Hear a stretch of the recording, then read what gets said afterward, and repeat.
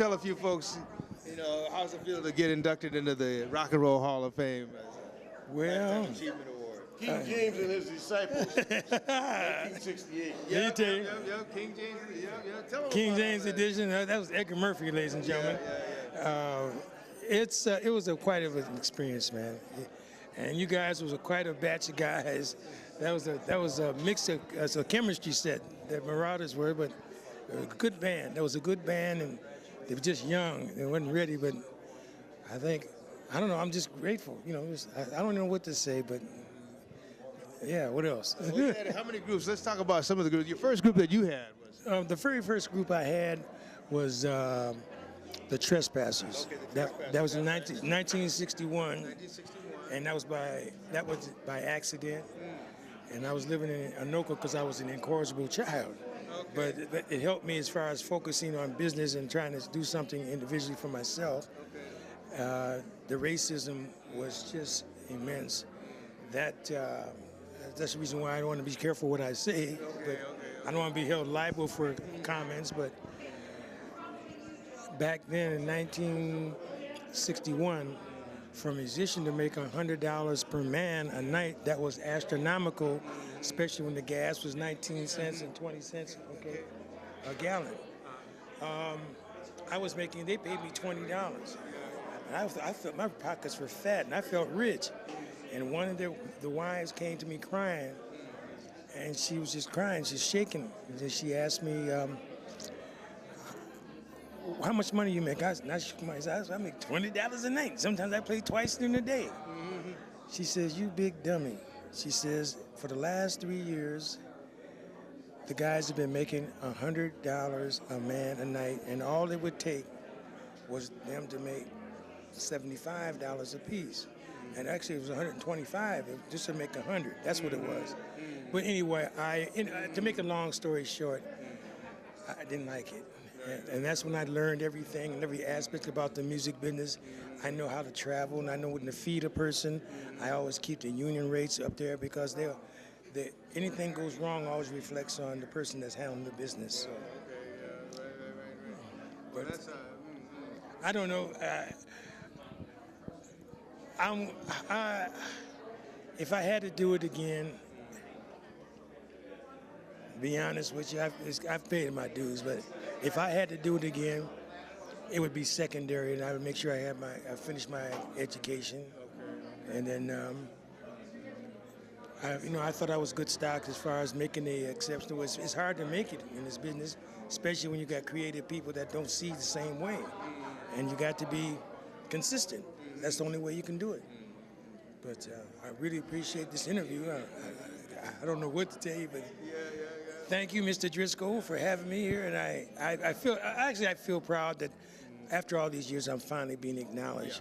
But the dues that I paid, I get pissed off. Well, You know, so you'd rather have the money than the plaque. right. The plaque is nice, but There wasn't no money. yeah.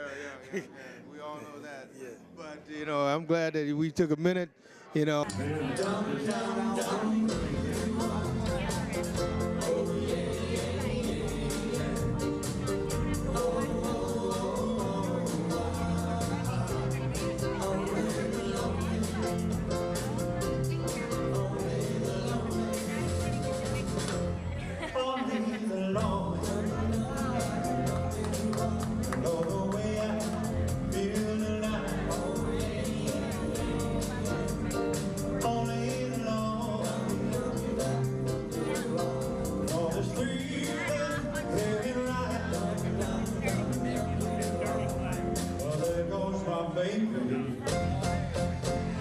There goes my heart, they're gone forever, so far apart, but I'm here alone.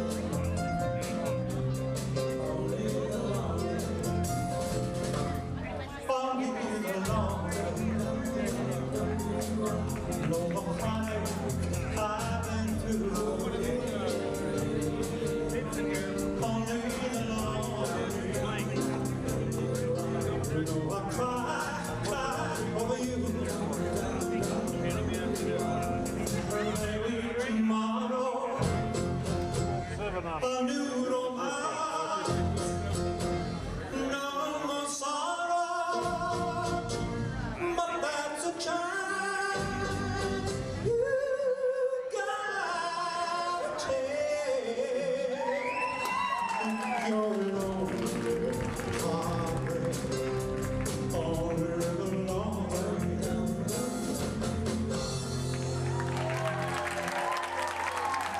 Thank you.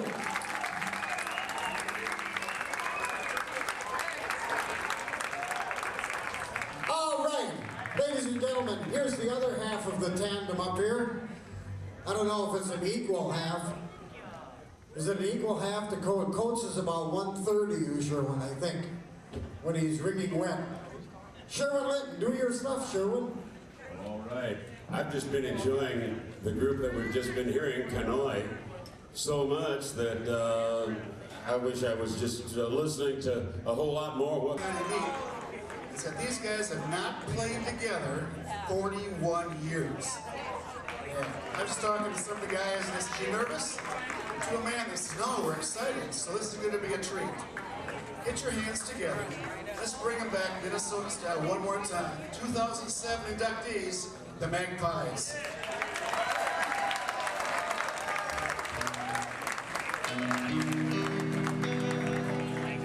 You're mine, and we belong together. Yes, we belong together.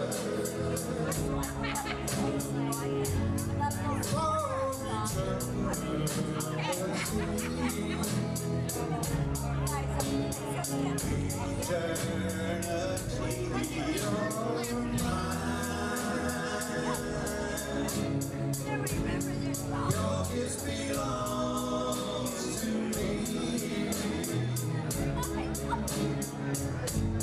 Yes, it belongs to only me.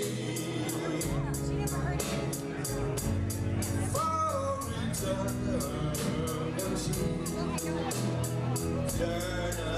eternity, you're mine, my baby, and you will always be. You will always be my darling.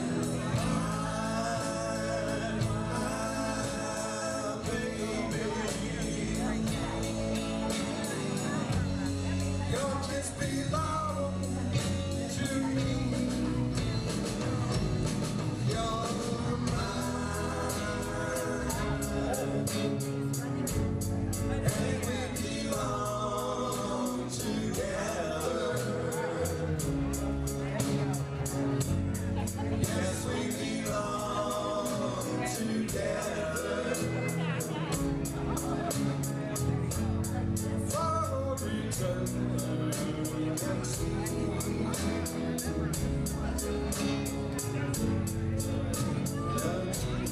You're mine. Your kiss belongs to me. Yes, it belongs to only me. For eternity.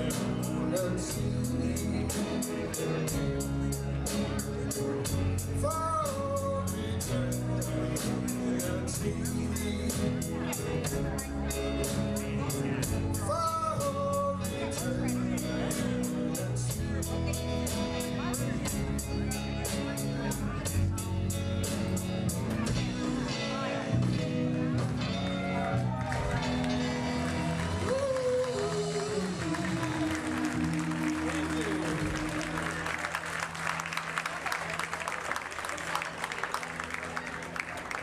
Thank you very much. As our friend here just told you, it's been 41 years, and it actually feels more like 71 years. Wally Bartson and I were attending South High School back in 1959. Wally had the most beautiful golden doo-wop voice. He would sing all the doo-wop soft tunes, and he can't be here with us tonight. He's in Washington State. Our original drummer, Steve Foster, cannot be here today. So we're up here trying to do the best we can. I want to thank Kevin B. from Minnesota Gold, who started this whole thing, and please bear with us, it's been a long time.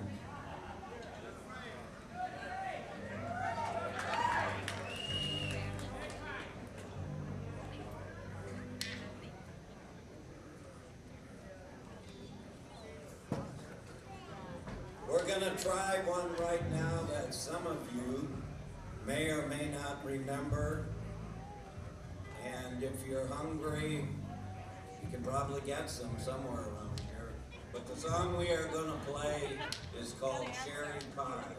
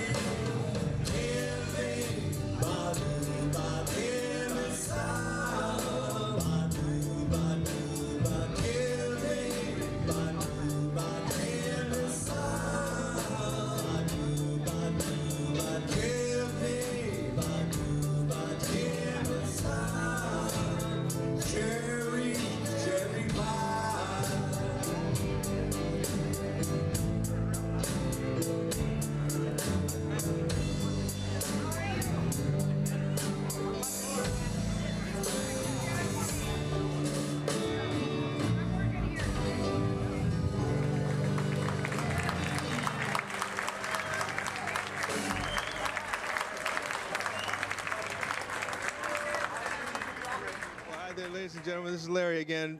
But today, now I'm out here with Carl Bradley. And we go so far back, it's kind of funny. We were just talking about this.